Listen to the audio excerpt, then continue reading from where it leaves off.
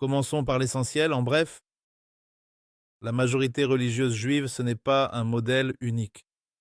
Il y a le format traditionnel avec la lecture de la Torah et il y a un format familial plus libre que les familles non religieuses choisissent souvent.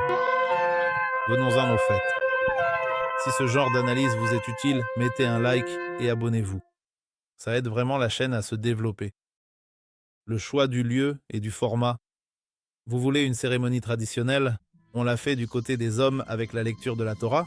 Si vous voulez une cérémonie sans séparation entre hommes et femmes, on choisit souvent Hazrat Israël, la zone égalitaire. La date et l'heure.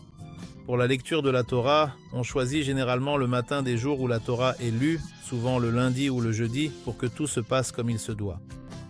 Le rassemblement des invités et un plan clair. Le problème le plus fréquent, les invités se perdent et sont nerveux. Donc on définit à l'avance le point de rencontre, l'itinéraire, le rôle de chacun, qui va où et où l'on se place près du mur. La partie festive devant le mur des lamentations. Beaucoup organisent une procession musicale, des tambours, de la musique, des chants et sur demande, le chauffard.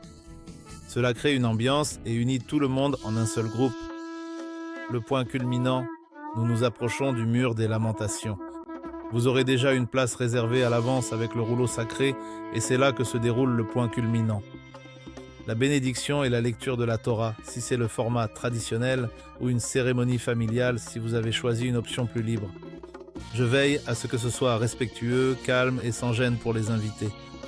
Après la cérémonie, les félicitations, les embrassades et ensuite la suite de la journée. Petit déjeuner, restaurant, promenade comme vous le souhaitez.